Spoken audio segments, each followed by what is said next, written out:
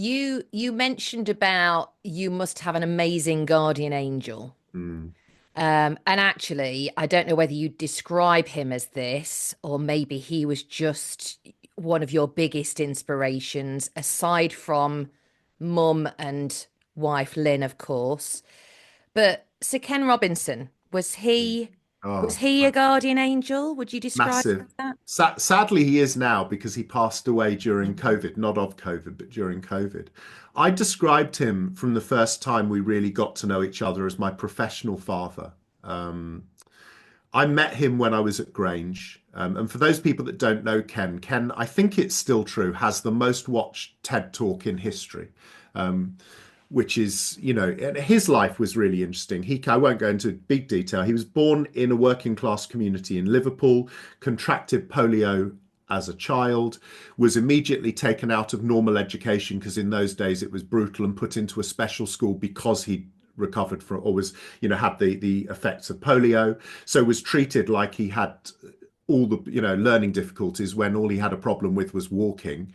Um, Went on to become one of the most transformative thinkers and human beings on the planet, was a major mastermind in global education preparation for the future around creativity, helped the Royal Opera House transform itself, was involved in the Northern Ireland peace talks using creative process to bring the two sides together, was eventually knighted and then moved to America where he was asked to become the education director for the Getty, at which time he was invited to speak at the first big TED conference, which transformed his life. And he then became a megastar, hanging out with people like Harrison Ford and Callista Flockhart and goodness knows who. Anyway, I met him at a conference in the UK just after I'd been going at Grange a bit, and I'd been invited to go and talk about what we were doing. And I met Ken at this conference. He was the big kahuna speaker, and I didn't know who, because in those days there was no YouTube, so you wouldn't Yeah, know. You knew the name, but you wouldn't have yeah. known. Anyway, I met him. We hit it off. We went and he came into my workshop actually and listened to what we were doing at our school, waited behind at the end and said, Richard, that was phenomenal. Can I buy you dinner? And that's where it began. So we sat and had dinner, and he, like all really amazing people, the one thing Sal, and you'll know this, one of the frustrations as a journalist sometimes is when you interview really high profile, successful people, they're far more interested in finding out about your life than they are telling you theirs. And it can be such a frustration, right? Because it's like, listen, we've got 20 minutes. Your PR's told me, with all due respect, we'll go for a beer later. I'll tell you all about me. But for now, I need to know about you. And he was, yeah, so he took me under his wing at dinner. I wanted to know all about him, and all he wanted to talk about was Grange and where we was going. And from that minute, he'd moved to California by then, and he said, oh, listen, I want you to send me everything by email. Here's my email. And the next time I'm in London, I promise we'll get back together. And I thought it's very nice of him. He's obviously had a nice evening. I'll probably never hear from him again. Within 24 hours of him getting back to LA, he said, don't forget to send me everything you've got in your school. That was the moment. And then a couple of weeks later, he was back in London. He said, I want you and Lynn to come and meet me for the weekend. I'll pay on me at the Churchill Hotel in London, as it was then. And I just want to talk some more. And this beautiful relationship and friendship grew. He became my, and by mentor, I mean, he wasn't just my cheerleader. He would often say to me, that's not good enough. You haven't thought that through properly, or come back to me and challenge me, which I think is proper mentorship. Sometimes we all mistake real mentorship. We often just go to people who make us feel better rather than people who challenge us.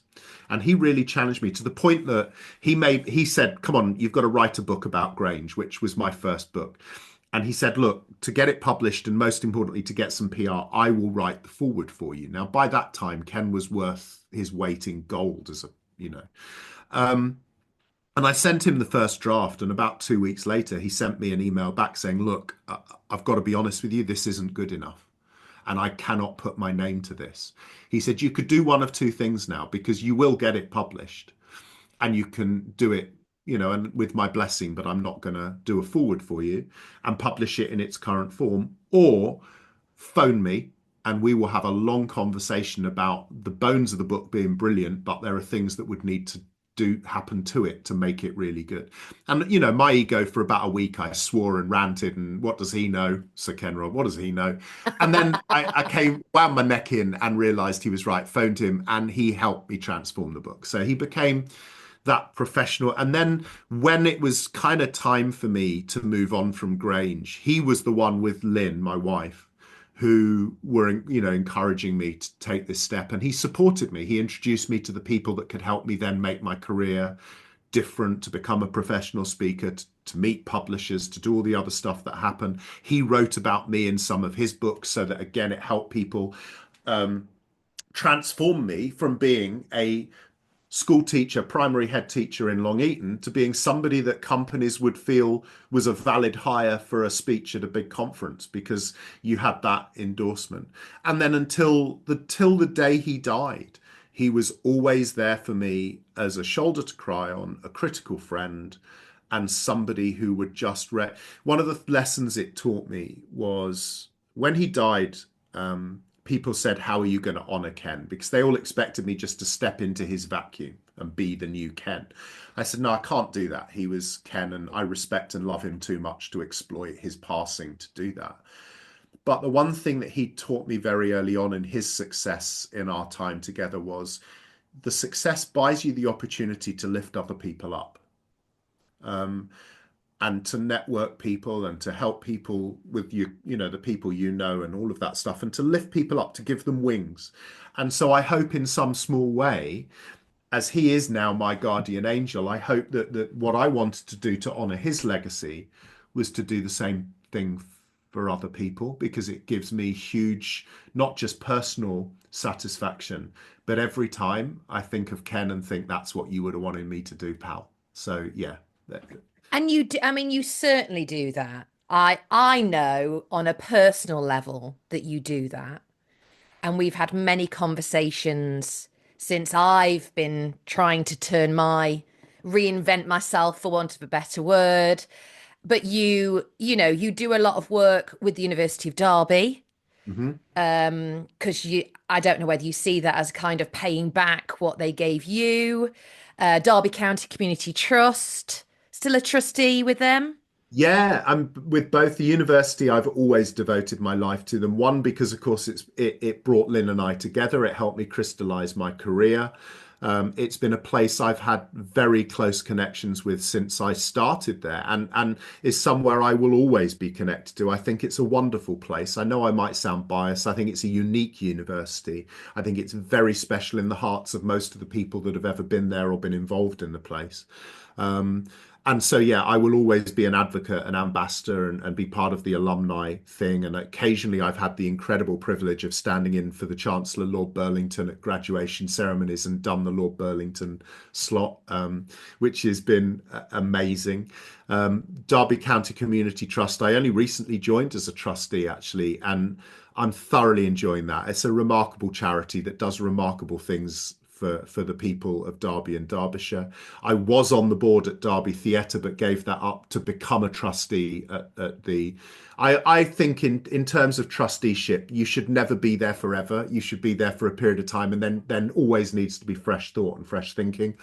So the theatre was an incredible opportunity. I was the chair of an apprenticeship company, EMA, who were based just on the edge of Pride Park, for a few years, and helped them develop and become what they are now, which I'm very proud of, and they've gone on to be great. And all of that stuff I do just because I love Derby and Derbyshire. You know, it got to a point when I was lucky enough to have time. You know, the thing for me is the success I've been lucky enough to have has bought me time. And the thing I do with that time is try and give back to the people and places I care about. And I've rationalized that to Derby and Derbyshire. And I know I will probably live to regret this, but I try and do anything I can for any organization or people in Derby or Derbyshire for nothing, because it's my way of giving back and thanking my adopted home. You know, I moved here when I was 20. And of course, I've now lived here way longer than I lived in London. And this is my home. This is where my children were born, where they grew up, where we as a family have experienced our lives. And this is my home. And I owe my entire adult life to the county of Derbyshire. And so, yeah, it's a great privilege to be able to do those things. And it's really interesting because whenever I interview people to be the voice of Derbyshire, there are either people who are Derby or Derbyshire through and through. They've tried to leave, but it's drawn them back no matter how hard they've tried. Or they're people like you who have landed here for whatever reason and then they can't leave Mm, again. mm, So, and I always ask this question because everybody's story is always very different. What is it? And can you even find what it is that makes you want to stay here? Because you don't have to. It's mm, not your roots. You call it home, but actually your home could be anywhere. You've been slightly nomadic. So mm. what is it? God, it's hard to define, isn't it? I mean, if you take out the stunning countryside and the beautiful place physically, um, I've tried to think about this a lot, really. And one of the things is I think its greatest strength, which can also be sometimes seen as its greatest weakness, is I think we're an incredibly humble place. I think there's a humility to Derbyshire and Derbyshire folk. We are this extraordinary county with such diversity, such incredible history, so much beauty. Um, it's a stunning place, yet the people of Derby and Derbyshire remain incredibly humble, very down to earth, on the whole, very community orientated, very supportive of one another. The qualities in my life that I hold dear, pardon me, that I hope my mum and my grandfather before her and my wife have taught me are the things that really matter to me are authenticity and integrity. Those are the two qualities that I will take to my grave and hope people talk of me that way. Um, and I think that's what Derbyshire stands for. I think it has a uniqueness. I think it has an authenticity and an integrity that is rare almost anywhere else. And of course, the downside of that is we almost don't shout enough about how special a place we are. But I think it's those things, that humility, authenticity, and integrity that will mean no matter where I go in the world, every time I come home, my heart settles and a smile hits my face. And you know that we've just moved house. We've moved from one part of Derbyshire to another.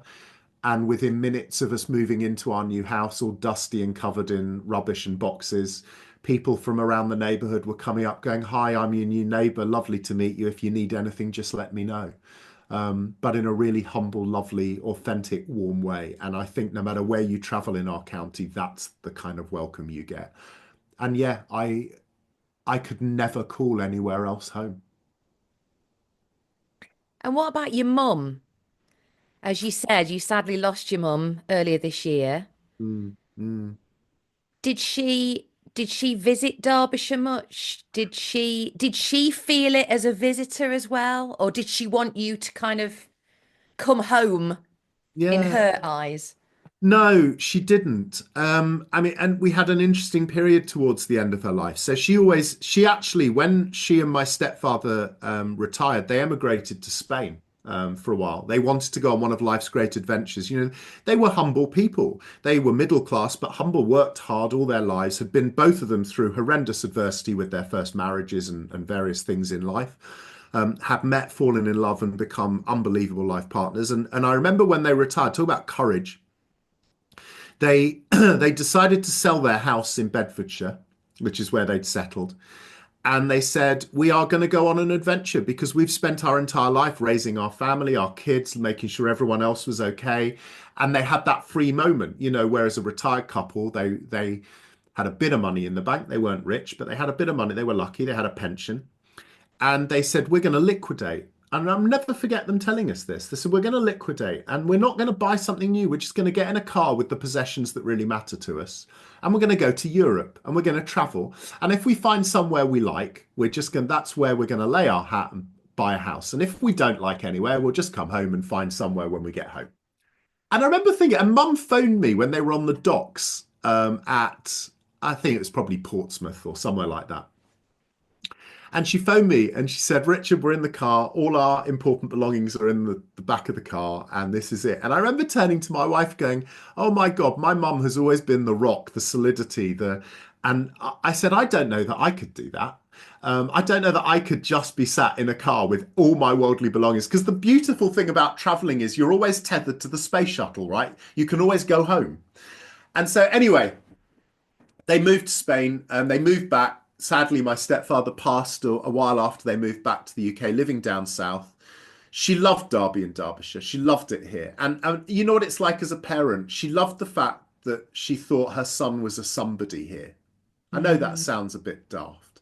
And she loved it. And she could see the love Lynn and I, because Lynn was foreign. Lynn came here in 87 and is a North Yorkshire lass. But she could see how happy a place it was for us and for her grandchildren when they came along. And she always loved it. And to the point where she had a few problems a few years ago, and we moved her up to live with us for 9 months or so. And like for most of us, I can't pretend it was easy. It's a tough time, challenging. She wasn't well. But some of her happiest memories when she came on holidays were up to Rowsley and the Peacock Inn and up into the peaks, her and my stepdad. He was an amateur photographer, so it's all kind of chronicled, loads of beautiful photographs of the peaks. And actually, when she came to live with us and she was really poorly, she couldn't go out very much at all. She was very immobile.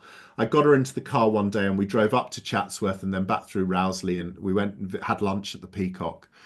And she sat there and cried happy tears because she turned round to me. She said, when I think about my memories with my Davy, which is what she called her husband, David, when I think about my memories with my Davy, she said, these were some of the happiest times. And she said, sat here now having lunch in the place we used to stay for a couple of nights.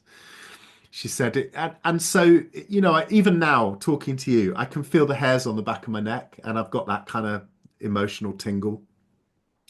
Derbyshire, in so many ways, was a place that was special to her too. And actually, towards the end of although she went back south to be with my brother and get the treatment she needed towards the end of her life, it's lovely to think that she had a long period of time with us here.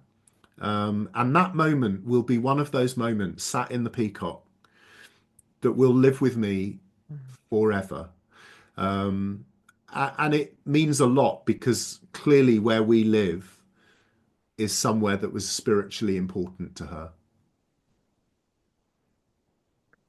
I think you very well answered the question about what Derbyshire means to you, Richard Gerver, and you've proven yet again that you don't have to be Derbyshire through and through to be a Derbyshire bloke. Mm. Thank you. That's the best compliment you've paid me. If you'd said that in my intro, I would have been blushing. Richard Gerver, as ever, it's been a pleasure and thank you for being a voice of Derbyshire. Oh God, it's been an absolute pleasure, Sal. Thank you so much for having me on.